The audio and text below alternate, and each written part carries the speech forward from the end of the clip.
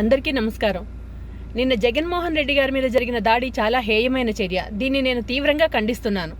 రాజకీయాల్ని రాజకీయాలుగా చేయాలి, అంతే తప్ప ఇలాంటి రౌడీ రాజకీయాలు, గుండా రాజకీయాలు, దుర్మార్గపు రాజకీయాలు చేయడం చాలా తప్పు. ఏ పార్టీ చేసినా కూడా దీన్ని హర్షించకూడదు.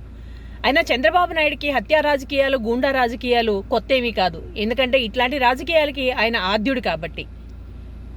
జగన్మోహన్ రెడ్డి గారికి వస్తున్న ప్రజాదరణని చూసి తట్టుకోలేక, యాక్చువల్గా అయితే రాయలసీమ కదా జనాలు వచ్చుంటారు సిద్ధం సభలకి అని భ్రమలో ఉన్నారు.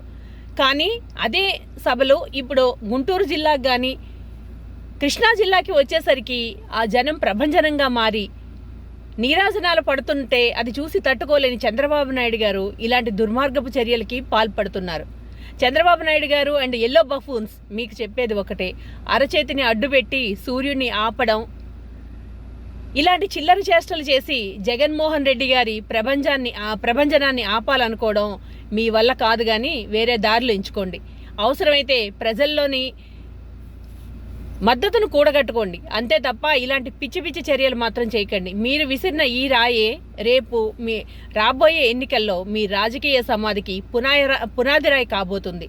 దీనికి మీరందరూ సిద్ధంగా ఉండండి.